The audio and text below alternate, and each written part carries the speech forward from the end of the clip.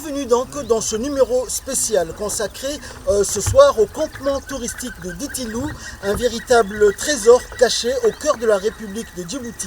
Préparez-vous donc à une immersion totale dans la nature préservée et la culture locale, des paysages époustouflants de Djibouti avec ses montagnes majestueuses et ses vallées verdoyantes, créant ainsi une atmosphère d'émerveillement et d'aventure. Reportage.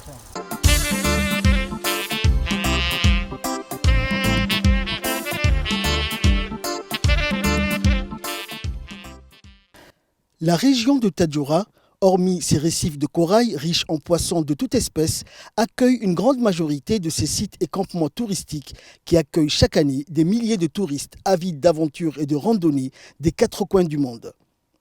Un des plus connus et des plus impressionnants de ces endroits est le campement touristique de Ditilou dans la sous-préfecture de Randa. Ce campement existe depuis 1987 et a déjà fait sensation à plusieurs reprises auprès des adeptes de la randonnée, des excursions au milieu d'une nature jalousement préservée et des nuits à la belle étoile. La particularité de ce campement, à l'instar de ses pairs de la République, est qu'il est situé dans une localité dont la population est partiellement éparpillée et son fonctionnement repose sur le dynamisme de ses habitants. La particularité de ce campement, c'est qu'elle est située dans la vallée de Ditilou-Touha. La vallée de Ditilou-Touha se trouve dans le mont Gouda, qui, avec le Mabla, donc, renferme pratiquement, abrite 80% de la biodiversité djiboutienne. L'impact dévastateur de l'homme dans cette contrée est inexistant, puisque les habitants de Ditilou ont fait de la protection de l'environnement leur cheval de bataille. Une terre fertile, des pluies abondantes et des hommes et femmes responsables ont fait de cette terre un lieu où il fait bon vivre toute l'année, raison pour laquelle les touristes affluent en masse pour savourer la tranquillité de cet havre de paix. Du lever du soleil au crépuscule, les visiteurs peuvent explorer les paysages spectaculaires de Djibouti et découvrir la richesse de sa faune et de sa flore. Les soirées sont animées autour du feu, offrant aux visiteurs venus en famille ou entre amis l'occasion de partager des moments conviviaux et de s'immerger dans la culture locale. Ditilou, c'est l'amour de la nature d'environ 4 décennies pour la valorisation du pays et la découverte des lieux uniques en mêlant l'aventure à la vie locale. L'on a également l'occasion, en seulement quelques jours, de parcourir des paysages extraordinaires et diversifiés. Avec son expertise en agriculture et en développement rural, le propriétaire de ce paradis terrestre, l'ingénieur agronome Baragoita Serid, a transformé Ditilou en un lieu d'écotourisme unique, offrant une expérience authentique au cœur de la nature. Passionné, il a consacré sa vie à la promotion du tourisme durable et à la préservation de l'identité culturelle de Djibouti.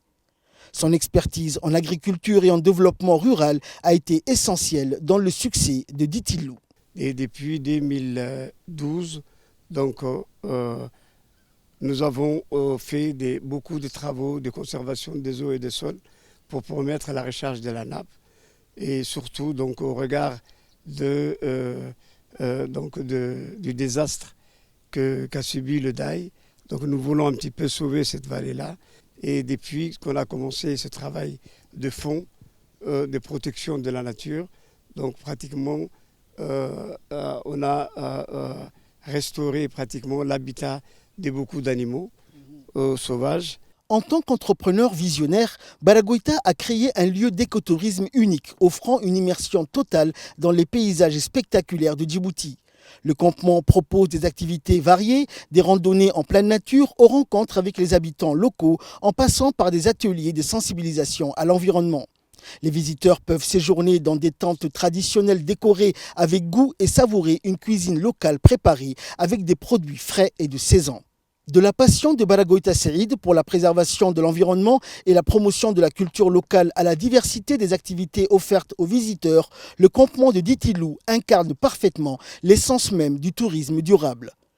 Le campement touristique de Ditilou a été inauguré le 15 janvier 1987 afin de contribuer au développement local, à la création d'emplois et indirectement à la promotion de l'agriculture et de l'artisanat par les achats de fruits et légumes, des produits artisanaux notamment dans les localités de Assaguela et de Goum.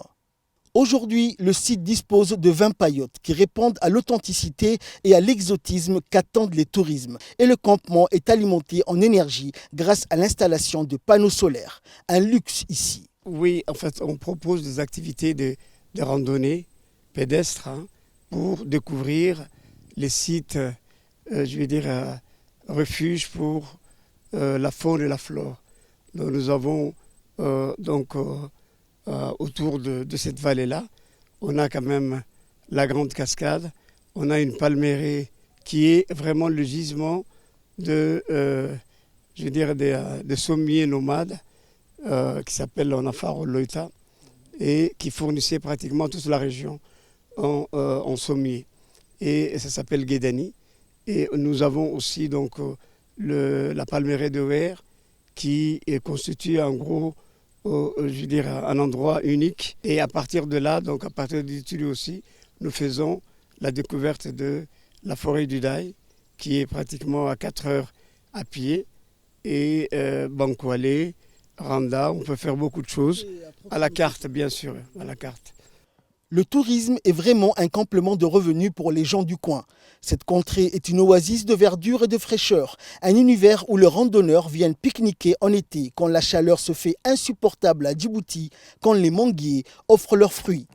Le campement touristique de Diti-Lou propose des randonnées pédestres à partir du site pour la clientèle locale et internationale, notamment la palmeraie de Guédani et la Grande Cascade. Mais également la forêt de Haga, palmeraie de Ouer, une très belle balade qui offre une vue panoramique sur le golfe de Tadjoura. L'encadrement est assuré par des guides expérimentés, ayant une très bonne formation sur la faune, la flore de la vallée, rompue au mode de vie nomade. Au cours de la marche, il est possible de voir, outre les singes verts qui se sont invités depuis une vingtaine d'années au campement, des babouins, des oréotragues, des francolins et l'aigle de Véro. Mais moi, ce que j'aime ici à Diti-Lou, c'est que c'est vraiment très reposant. En ce moment, c'est très vert aussi, donc ça change beaucoup. On se croirait vraiment dans un endroit complètement hors du temps, hors de Djibouti même. Là, vu tous les arbres qu'il y a, la verdure, la fraîcheur aussi, et c'est pour ça qu'on vient souvent le week-end pour chercher la fraîcheur, le calme, entendre juste le bruit de la nature autour de nous et se sentir un peu hors du temps. Comme ça, Ce qui est agréable ici, c'est qu'il y a beaucoup de sentiers pour se balader, pour faire de la randonnée, visiter les villages aussi alentours, les vallées alentours. Donc oui, c'est vraiment un bel endroit pour faire du sport et se ressourcer le temps d'un week-end.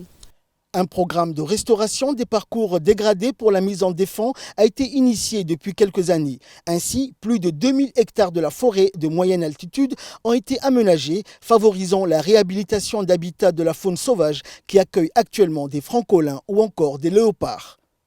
Diti-Lou étant un sanctuaire et une base de vie de référence pour tous les experts qui viennent faire l'inventaire des espèces animales et végétales du massif du Mangoda. Ici, à Diti-Lou, on est loin de tout, mais en contact avec la nature et la vie locale. Un site d'exception qui ne laisse pas indifférent. En somme, le campement touristique de Diti-Lou est bien plus qu'un simple lieu de séjour. C'est un véritable joyau et une porte ouverte sur l'authenticité et la beauté naturelle de Djibouti. Que vous soyez un amoureux de la nature ou un aventurier en quête de nouvelles sensations, Diti-Lou vous promet une aventure inoubliable au cœur de l'Afrique de l'Est.